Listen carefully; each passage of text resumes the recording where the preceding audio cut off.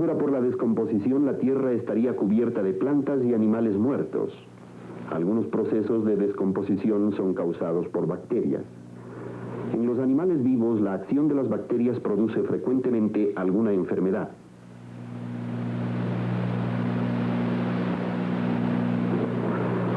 El microscopio permite al científico observar las bacterias. Por el microscopio, el observador científico puede observar que las bacterias son microorganismos más pequeños que el hongo más diminuto, más pequeños que los más diminutos animales unicelulares. Las bacterias son tan pequeñas que son el alimento principal del animal unicelular, el paramecium.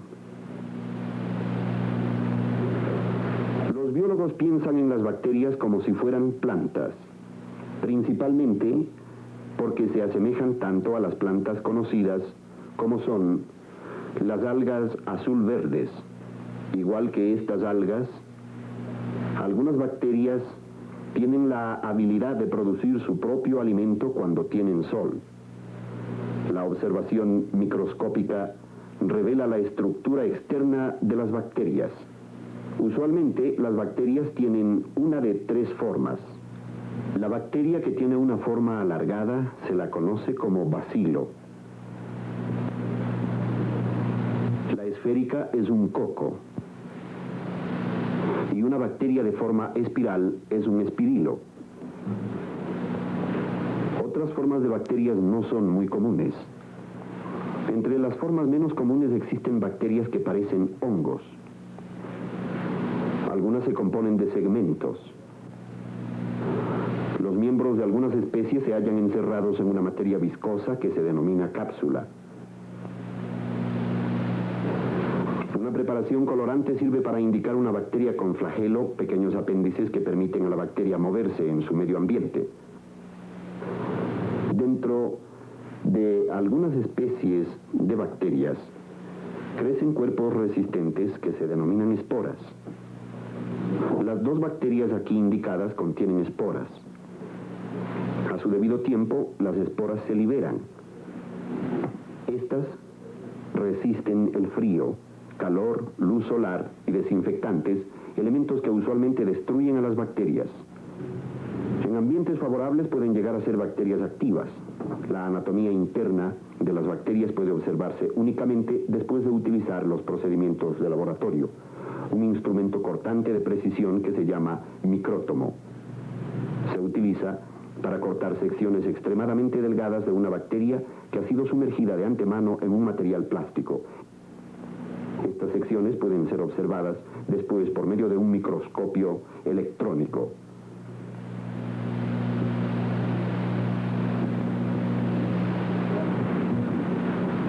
Como resultado de estos estudios hemos aprendido que una célula bacterial consiste de una masa de citoplasma rodeada de una membrana citoplásmica, una pared celular, y sea una cápsula o una materia viscosa. Dentro del citoplasma hay inserciones diversas. Una célula movediza, como hemos dicho, tiene un flagelo. Aunque no existe un cuerpo distintivo que pueda llamarse núcleo, toda bacteria tiene materia nuclear. Esta materia denominada DNA es característica de toda célula viviente. Los estudios efectuados con microscopio electrónico indican que la materia nuclear se intercambia. Es importante en el proceso de conjugación la reproducción sexual de las bacterias. En la conjugación las bacterias se tocan y se juntan.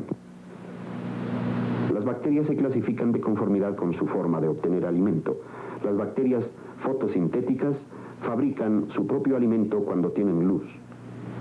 Por otra parte, las bacterias quimiosintéticas oxidizan los componentes químicos para obtener energía. Este experimento demuestra la diferencia entre las dos clases de bacterias. Dentro de este esterilizador a vapor, o sea, un autoclave, se está esterilizando una solución.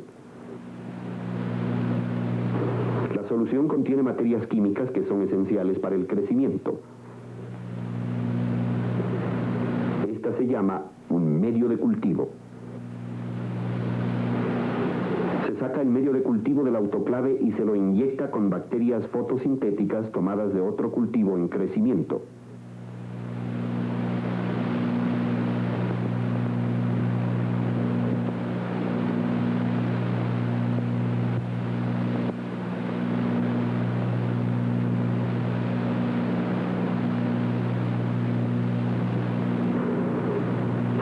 Dos botellas con el medio de cultivo. Pueden llenarse hasta el tope, ya que estas bacterias crecen sin aire. Luego, una botella se colocará en un lugar que tenga luz, mientras que la otra se la sitúa en un lugar completamente oscuro. Después de varios días se comparan las botellas. El cultivo que se ha mantenido en la oscuridad se ve claro, lo que indica que no ha habido crecimiento. Las bacterias fotosintéticas de la botella no pudieron crecer en la oscuridad. En cambio, el cultivo que se mantuvo en la luz tiene una apariencia nublada. Esta nebulosidad es causada por los cuerpos de millones de bacterias fotosintéticas que han crecido al haber luz. Las bacterias quimiosintéticas se comparten en forma un poco distinta. Se inyectan dos botellas que contienen el cultivo con bacterias quimiosintéticas y se repite el experimento. Ya que las bacterias quimiosintéticas no dependen de la luz, les es posible crecer igualmente en la luz o en la oscuridad. Las bacterias quimiosintéticas pueden dividirse en dos grupos. Las bacterias autotróficas, que son capaces de obtener energía proveniente de componentes inorgánicos, y las bacterias heterotróficas, que obtienen energía de componentes orgánicos. La forma de nutrición de cada tipo de bacteria se puede observar experimentalmente. Para demostrar el modo de nutrición de las bacterias autotróficas, se ponen algunas de estas bacterias en dos botellas. Antes de inyectar las bacterias, se llena una botella con una solución de sal inorgánica y esterilizada. La otra se llena con agua destilada y esterilizada. Al quemar el cuello de la botella se mueren las bacterias que podrían entrar en el cuello. Después de un cierto tiempo, la solución de sal se pone nublada con bacterias. El agua destilada permanece clara, lo que indica que no existe crecimiento de bacterias. Se llega entonces a la conclusión de que las bacterias autotróficas requieren componentes inorgánicos para su nutrición. Algunas bacterias autotróficas obtienen su energía del azufre. La oxidación del azufre suple la energía que se utiliza para asimilar el dióxido de carbono. Para demostrar la nutrición de las bacterias heterotróficas, se han inyectado dichas bacterias en dos botellas. En la solución inorgánica no crecieron las bacterias. En cambio, en la solución orgánica sí crecieron. Casi todas las bacterias son heterotróficas. Un ejemplo de la actividad de las bacterias heterotróficas, las enfermedades en las plantas y en los animales. Las bacterias en el mundo pueden representarse en forma de escala continua. En un extremo se encuentran las bacterias que utilizan la luz solar y componentes químicos simples de su ambiente para fabricar casi todas las sustancias necesarias para la vida. Moviéndose hasta el otro extremo de la escala continua, se representan un porcentaje siempre creciente de bacterias que han perdido su capacidad de sintetizar y que necesitan que el ambiente les suministre su nutrición. En el otro extremo se representan las bacterias cuya nutrición les tiene que ser suplida casi en su totalidad. Sin embargo, una gran mayoría de bacterias se hallan agrupadas entre los dos extremos de la escala continua. Como se ha dicho, tales bacterias sintetizan algunos de sus requerimientos, pero tienen que ser suplidas con otros.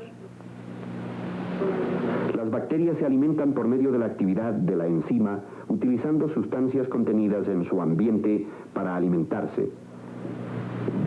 Para demostrar la actividad de las enzimas, se colocan en un tubo de ensayo azúcar y un indicador de ácidos. El El color del indicador demuestra que no hay ácido. Un tubo de vidrio para colectar el gas se introduce en el tubo de ensayo y la solución se esteriliza en un autoclave.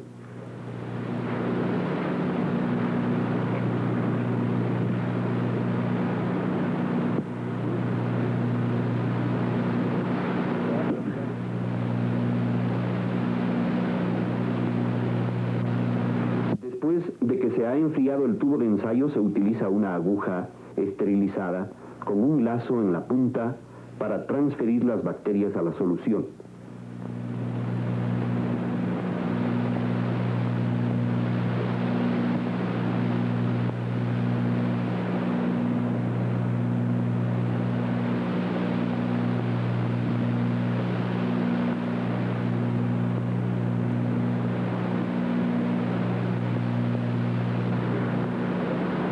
Dentro de 24 horas, el indicador cambia el color, mostrando así la presencia de ácidos. En el tubo de recolección, un gas ha desplazado algo de líquido. El azúcar se ha convertido en un ácido y en un gas. Las reacciones químicas que han logrado este resultado fueron causadas por enzimas producidas por las bacterias crecientes. Toda bacteria utiliza enzimas para sus procesos metabólicos. Las bacterias demuestran variadas diferencias en su capacidad de crecer en el aire. Se añade a 2 soluciones del cultivo ácido pirogálico e hidróxido de sodio. Con anterioridad, se han inyectado en estas soluciones 2 tipos de bacterias. Una reacción entre las materias químicas recién introducidas hace que desaparezca el oxígeno del aire en los tubos. Los tubos se invierten para evitar que las materias químicas se derramen sobre las bacterias.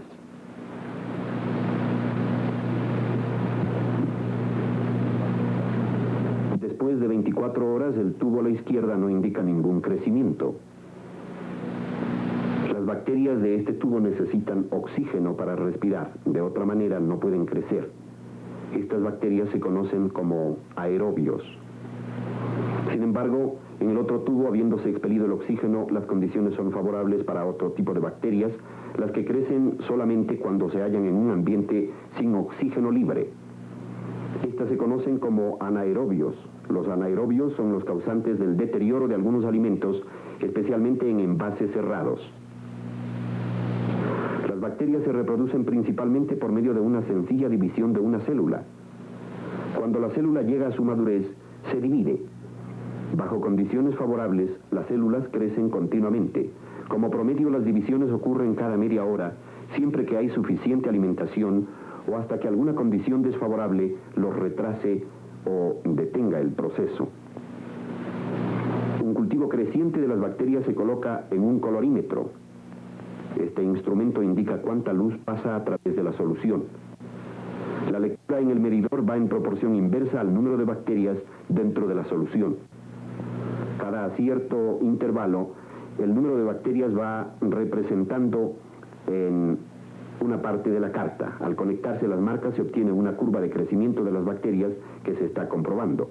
Estas curvas sirven para constatar la velocidad del crecimiento de las bacterias. En vista de que las bacterias se reproducen tan rápidamente, los geneticistas han comenzado a utilizarlas para estudiar la herencia.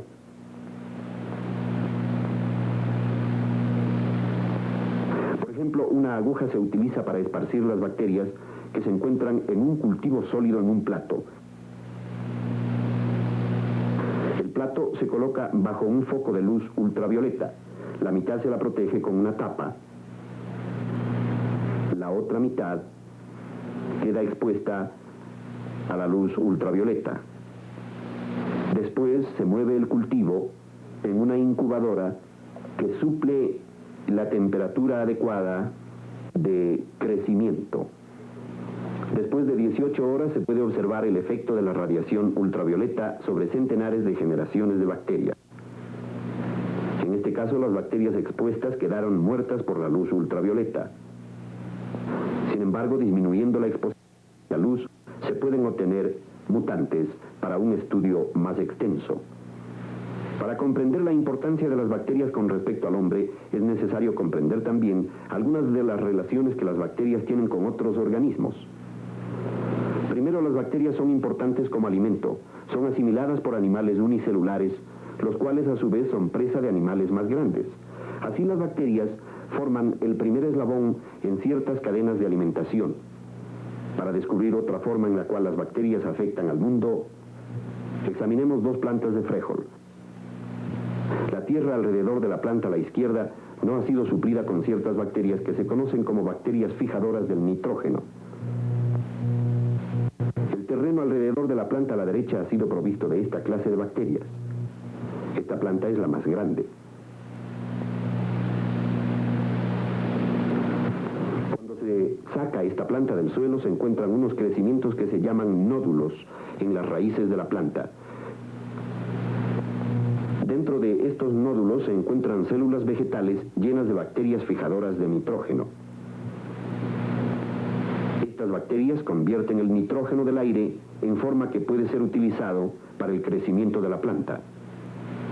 Algunas bacterias del suelo convierten el carbono orgánico del suelo en dióxido de carbono. Esta es la fuente del 95% del dióxido de carbono original del mundo. Otras bacterias son importantes porque causan enfermedades a las plantas y a los animales e inclusive a los seres humanos. Las bacterias parasitarias que causan enfermedades se transfieren de una persona a otra por medios diversos, por contacto directo del cuerpo, por alimentos, por medio del agua o de partículas de polvo, y aún en pequeñas gotas de agua flotando en el aire.